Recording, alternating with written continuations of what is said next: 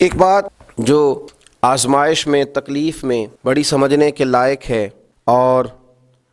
اس کے لیے بھی بہت ساری راہیں انسان کی کھلتی ہیں، اس کو بھی اچھے طریقے سے سمجھ لیں۔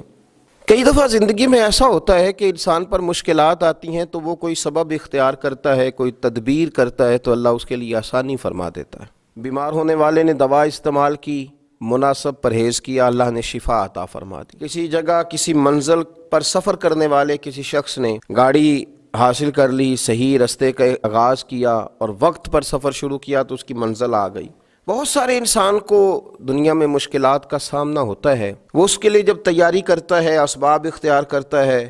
کوشش کرتا ہے دنیاوی طور پر، تو کہیں نہ کہیں اس کے لیے راستہ بن جاتا ہے، وہ نکل جاتا ہے۔ لیکن کبھی کبھی زندگی میں ایسا بھی ہوتا ہے کہ چاروں جانب اندھیرا نظر آنا شروع ہو جاتا ہے، یوں محسوس ہوتا ہے کہ نکلنے کے راستے سارے مسدود ہوتے چلے جا رہے ہیں، یوں لگتا ہے کہ مشرق سے لے کر مغرب اور شمال سے لے کر جنوب تک شاید کوئی راستہ ایسا ہے ہی نہیں جو اس مشکل سے نکال سکے۔ بڑے بڑے ذی شعور، عقل و فہم والے اور علم و فن والے لوگ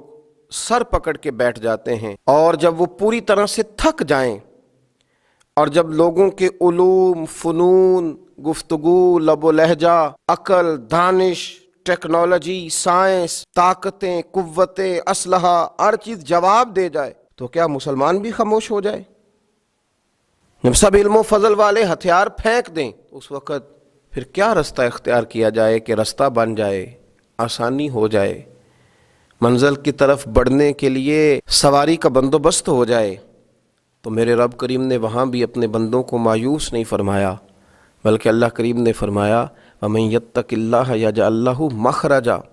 سورہ طلاق کو دیکھیے گا، فرمایا جو اللہ سے ڈرتا ہے اللہ اس کے لیے نجات کا رستہ پیدا فرما دیتا ہے، اللہ ہر مشکل سے نکلنے کے لیے اسے رستہ عطا کرے گا۔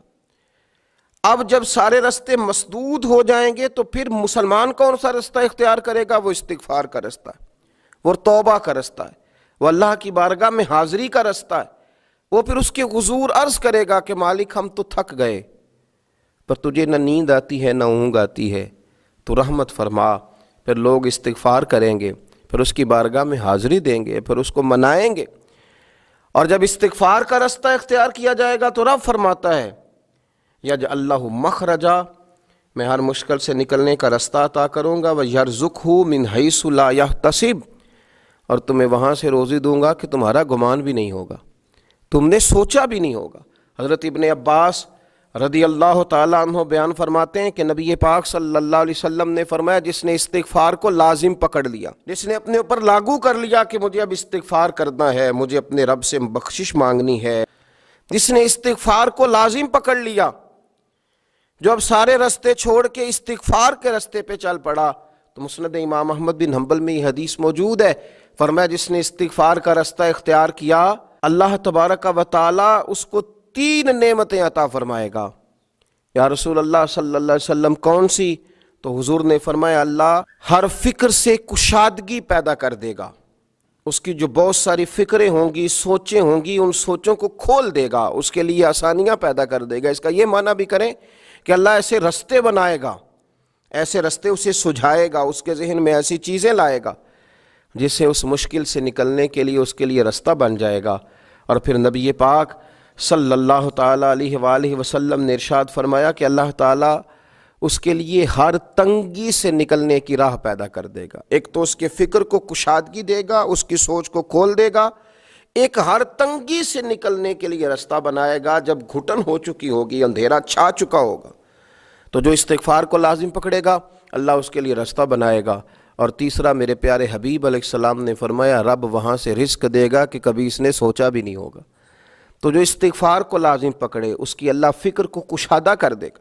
اللہ تنگی سے نکلنے کا رستہ بنا دے گا، تو اللہ تبارک و تعالیٰ اس کے لیے وہاں سے رزق کا بندوبست کرے گا جہاں سے اس نے کبھی سوچا بھی نہیں ہوگا، واپس لوٹا جائے،